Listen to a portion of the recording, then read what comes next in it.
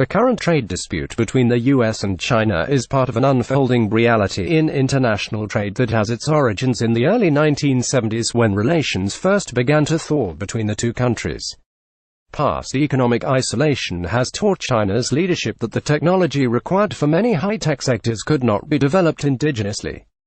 Subsequently, technological and supply chain advantages have allowed US firms to gain a strategic foothold in key sectors of the Chinese economy.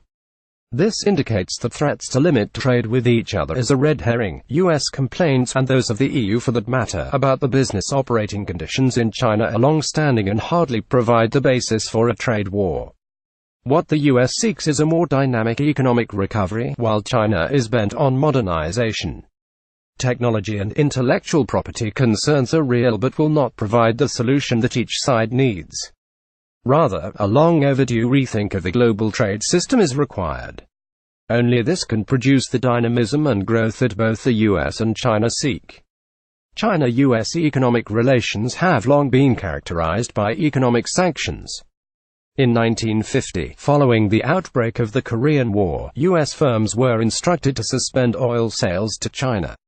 Shortly afterwards, China began the requisition of the properties of US-owned oil companies, including the Standard Vacuum Oil Company and the Texas Company. Then, when China fell out with the Soviet Union in 1960, China increasingly turned towards Japanese and European companies for technology. US President Richard Nixon's visit to China in 1972 witnessed a turning point in China's economic relationship with the US. A lack of access to advanced technology proved costly and expensive for China. For example, a lack of appropriate technology in advanced chemical refining meant that during the 1960s crude oil had to be transported from Western China to Japan for refining and then re-imported back into China. This proved an early and costly lesson in China's bid for technological self-sufficiency. US companies were quick to take advantage of China's demand for technology. The engineering technology firm Lummus first supplied China with crucial ethylene technology in 1973 for its Beijing Yancheng oil refinery. Lummus's critical role in supplying the complex technology is illustrated by the fact that approximately 60% of China's ethylene and styrene production is based on its technology today. Unsurprisingly, US firms continue to perform well in China. Although it is difficult to get an accurate picture of the performance, the table below shows that the returns of US majority firms operating in China has been impressive, especially compared to other regions. China too has played a long game in terms of modernization. When China started opening up its economy to the rest of the world in 1979, it welcomed foreign investment as part of a more substantial drive to transform the nation. This had its origins in the Four Modernizations policy, which was a long-term program designed to modernize China's agriculture, industry, science and technology, and military. Although it was first announced by Zhou Enlai in 1954, its central tenets have appeared in China's planning documents ever since. A recent Made in China 2025 initiative and emphasis on domestic innovation, which appears to have become the target of President Trump's trade sanctions, are a continuation of these policies. The government is committed to drastically improving the quality of its manufacturing output. But this plan conceals weaknesses in China's growth model. Since the global financial crisis, FDI's role in financing growth has been declining. This is significant since FDI typically comes with technology and know-how.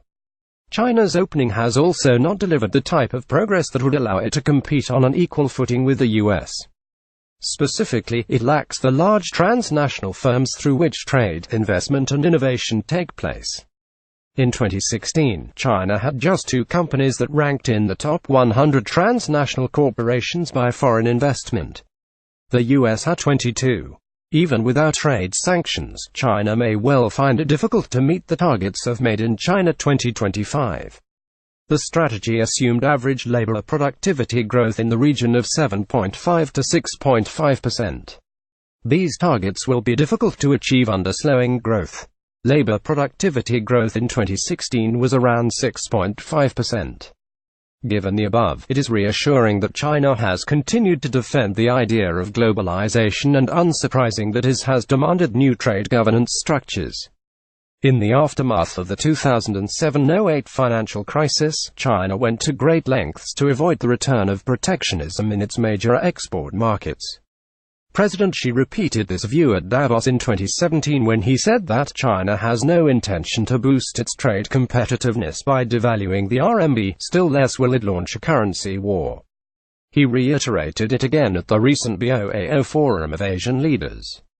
Xi's plea for reforming the global economic governance system to reflect new dynamics in the international economic architecture reflects the real challenges China faces in international trade. Concealed in the broader trade dispute is that neither country's growth model is sustainable in the long term. China, with its slowing productivity growth, and the US with its urgent need to renew its economic dynamism, could find considerable common ground in building a new global trade system.